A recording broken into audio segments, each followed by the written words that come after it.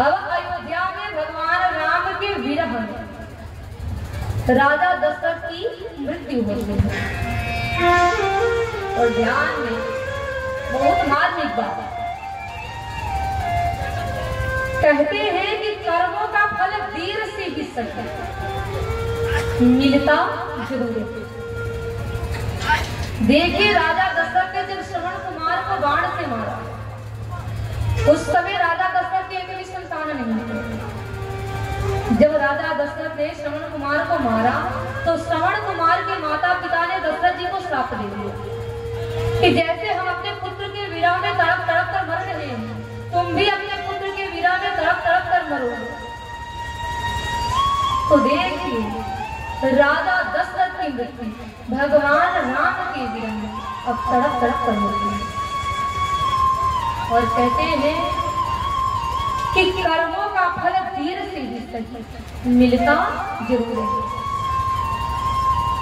देखिए संसार में कोई ऐसा इंसान नहीं है, कोई ऐसा व्यक्ति नहीं है जो अपने कर्म के फल को ना भोगे।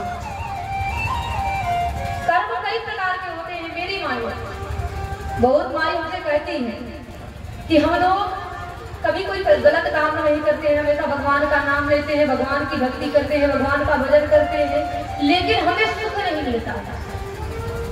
बहुत लोगों के मन में रहता है कि हम कोई गलत काम नहीं करते हैं, फिर भी जीवन में कष्ट क्यों आता है, दुख क्यों आता है। तो ध्यान कहते हैं कि कर्म कई प्रकार के होते हैं।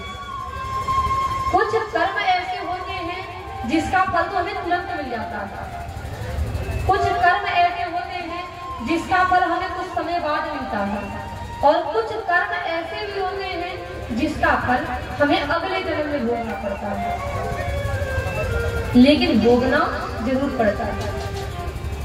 हम लोग सुख की इच्छा से कर्म करते हैं, लेकिन जीवन में दुख आता है। क्यों? क्योंकि हम लोग अपने संचित कर्मों के फल को भोगने आए हैं। जीव इस संसार में आता है, अपने प्रारब्ध को भोगने के लिए आता है, और हमारा प्रारब्ध बनता कहाँ है?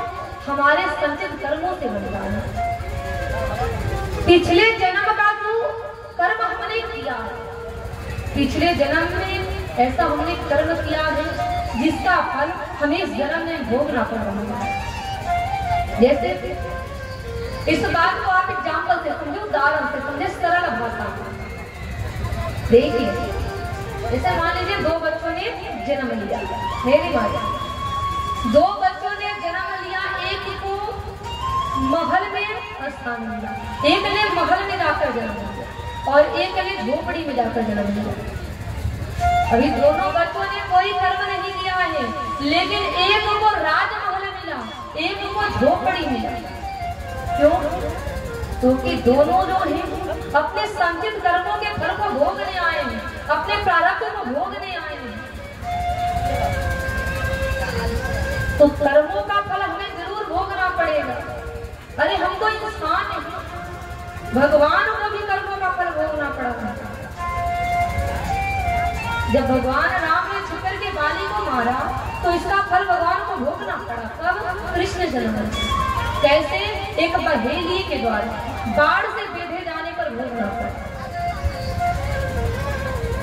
अच्छा, आप महाभारत में भीष्म पितामह को देखिए। भीष्म पितामह कौन थे?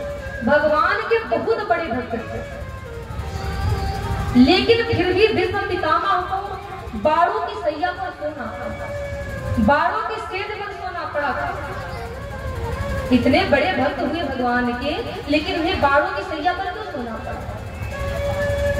कथा है कि भीष्म पितामह पिछले जन्म में एक जिंदा सांप को पकड़ करके कांटों के ढेर में फेंक दिया। सांप जिंदा था, भीष्म पितामह ने कांटों के ढेर में फेंक दिया।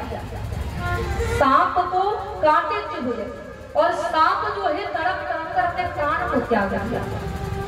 तो देखिए इसका फल भीष्म पितामह को अगले जन्म में कांटों की सैया यानी बाड़ों के सेज पर सोकर भोगना पड़ा। एक और उदाहरण करेंगे सीता मैया को। जगत की माता, भगवान की पत्नी, लेकिन फिर भी सीता मैया को वन में जाना पड़ता था। राम जी के साथ सीता मैया को वन में गई, लेकिन जिस समय राम जी रावण के ऊपर विजय प्राप्त करके जब अयोध्या में आते हैं और जब राम जी राजा बन जाते हैं, तो एक धोबी के कहने पर अब राम जी सीता मैया को वन में भेज देते हैं। उस समय सीता मैया गर्भवती थी, फिर भी राम जी ने सीता जी को वन में भेज दिया। इसमें हम दोष किसको देंगे? क्या इसमें दोष राम जी की है? राम जी ने सीता मैया की अपनी परीक्षा लिया होगा। क्या इसमें दोष उस धोबी की है? देखिए, ना तो राम जी की गलती है, ना धोबी की गलती है। गलती किसकी है? सीता मैया के कर्म है। पद्म पुराण में कथा आती है कि जिस समय सीता मैया 5 वर्ष की थी, अपनी सखियों के साथ बागीचा घूमने गई। वहां पर एक तोती और एक तोता बैठे थे। अब जैसे ही तोती ने सीता मैया को देखा, तोते से कहने लगी, देखो ये सीता है, अयोध्या के राजा दशरथ के पुत्र राम जी अयोध्या से जनकपुर में आएंगे, शिव जी का कठोर धनुष तोड़ेंगे और सीता जी के साथ विवाह करेंगे। अब जैसे ही सीता मैया ने सुना, सीता मैया सोचने लगी कि तोती तो हमारे बारे में बतिया रही है। अब सीता जी ने उस तोती को पकड़ लिया, पूछने लगी कि तुम हमारे बारे में इतना जानती कहां से हो? तोती ने कहा कि मैं वाल्मीकि जी के आश्रम पे रहती हूँ और वाल्मीकि जी अपने शिष्यों को कथा सुनाते हैं, मैंने वही सुना। तो देखिए, सीता मैया ने उस तोती को पिंजरे में बंद कर दिया। तोती गर्भवती थी। सीता मैया सोचने लगी, जरा देखा जाए इसका कहना कब सत्य होता है, सत्य होता है कि नहीं होता है। अब ये सोचकर सीता मैया ने उस तोती को पिंजरे में बंद कर दिया। तोती गर्भवती थी। तोता लगा सीता मैया के सामने गिड़गिड़ाने लगा, रोने, कहने लगा, मेरी पत्नी गर्भवती है, आप उसे कैद ना करें, नहीं तो मेरी पत्नी मेरे बगैर मर जाएगी, मुझसे दूर रहकर वो जीवित नहीं रह पाएगी। तोता सीता जी के सामने खूब गिड़गिड़ाया, खूब रोया। तोती भी गिड़गिड़ाई, लेकिन सीता मैया ने उनकी कीक न की, पिंजरे में बंद कर दिया।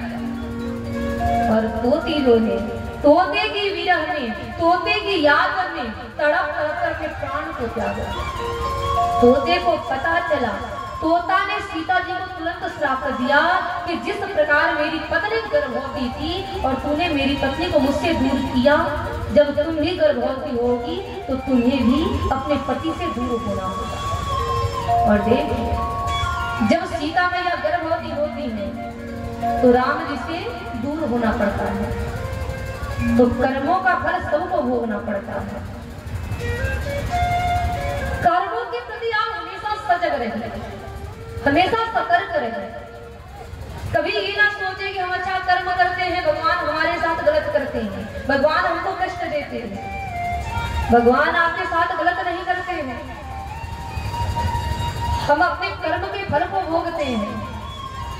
देखिए, हर एक इंसान जानता है, हर एक व्यक्ति जानता है क्या सही है क्या गलत है। इस संसार में कोई ऐसा इंसान नहीं है, कोई ऐसा व्यक्ति नहीं है जिसको पता ये ना हो कि क्या सही है क्या गलत है। सब जानते हैं, लेकिन जानबूझकर हम लोग गलतियां करते हैं, चोरी करते हैं, जानबूझकर करते हैं, हिंसा करते हैं, जानबूझकर करते हैं। अगर कोई अच्छा काम कर देते हैं, पूरा दिन ढोरा पीटते हैं, सबको बताते हैं। अगर कोई गलत काम करते हैं, सबसे छिपाते हैं। क्यों? क्योंकि हमें पता है क्या सही है क्या गलत है। अरे हम तो मानव हैं, हम तो इंसान हैं, जानवरों को भी पता है क्या सही है क्या गलत है। उदाहरण में आप एक कुत्ते को लीजिए। एक कुत्ता जब हमारे घर से रोटी चुराता है, उस रोटी को लेकर कहीं दूर जाकर के कांच में छिप करके डर डर के खाता है। लेकिन उसी कुत्ते को जब हम अपने हाथ में रोटी देते हैं, जहां देते हैं, अब वहीं बैठकर खाने लगता है। क्यों?